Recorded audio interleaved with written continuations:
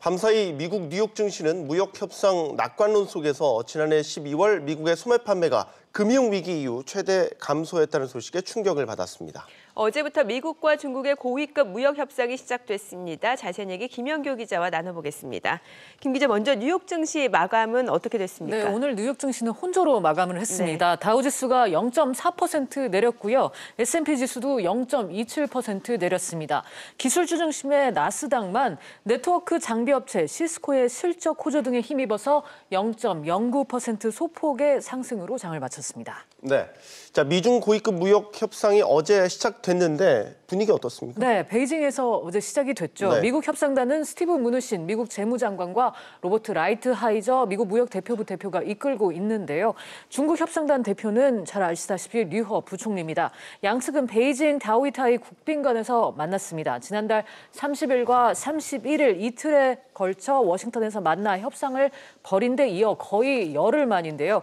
중국이 미국 제품 구매를 늘려서 미중 무역 불균형을 해소하는 방안에서부터 중국의 지적재산권 보호와 투자기업에 대한 기술이전 강요 금지, 중국 정부의 기업들에 대한 보조금 지원 중단, 그리고 최종 합의 내용에 대한 이행 메커니즘 구축 방안 등 폭넓은 주제에 대해서 의견이 오간 것으로 관측이 되고 있습니다. 네, 미중 무역 협상이 2달 정도 연장될 거라는 보도도 나왔죠. 네, 블룸버그 통신이 보도를 한 건데요. 네. 다음 달 1일 무역 협상 마감 시한이 지금 2주가량 남은 시점에서 시한을 60일 연기하는 방안을 미국 정부가 검토하고 있다는 겁니다. 미국과 중국이 다시 전면적인 무역 전쟁에 나서기보다는 기간을 연장해서 대화를 이어가려는 긍정적인 기류가 감지가 됩니다. 다만 내리 커들로 백악관 국가경제위원회 위원장은 협상 분위기가 좋은 건 맞지만 마감 시한 연기와 관련해서는 아직 정해진 바가 없다며 선을 그었습니다. 직접 들어보겠습니다.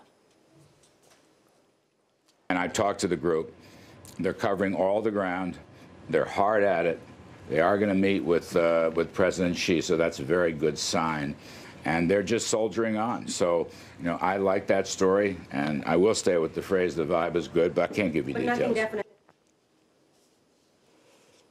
네, 오늘 시진핑 중국 국가주석은 베이징을 찾은 미국 고위급 협상단을 직접 만날 예정인데요. 어떤 분위기가 연출이 될지 이목이 집중됩니다. 네, 자, 이런 가운데 미국 정부의 재정 건전성에 대한 우려가 커지고 있다고요? 그렇습니다. 미국 재무부 보고서에 따르면 미국 연방정부의 지난해 재정 적자가 8,730억 달러, 우리 돈으로 거의 1,000조 원에 달하는 규모를 기록한 겁니다.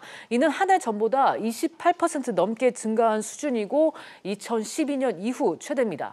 트럼프 행정부가 2017년 12월 실시한 1조 5천억 달러 규모의 대규모 감세의 여파 때문이라는 분석이 지배적입니다. 네, 미국의 소매 판매도 크게 부진했군요. 네, 미국의 지난해 12월 소매 판매가 예상보다 큰 폭으로 하락을 했습니다. 전달보다 1.2% 줄어든 건데요. 금융위기에 처했던 지난 2009년 12월 이후 최대 하락입니다. 미국 연방정부의 셧다운과 지난해 12월 증시의 극심한 변동성 등이 소비에 영향을 미쳤을 수 있다는 분석이 나오는데요. 이에 따라 경기 침체 우려도 확산하고 있습니다.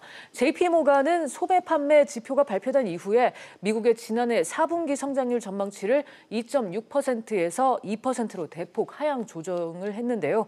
JP모건은 보고서에서 셧다운만으로 소매 판매의 악화를 설명할 수 없다고 밝혔습니다. 또 고용시장이 둔화하고 있을 가능성이 있다고 전하기도 했습니다. 네, 김 기자 수고했습니다. 잘 들었습니다.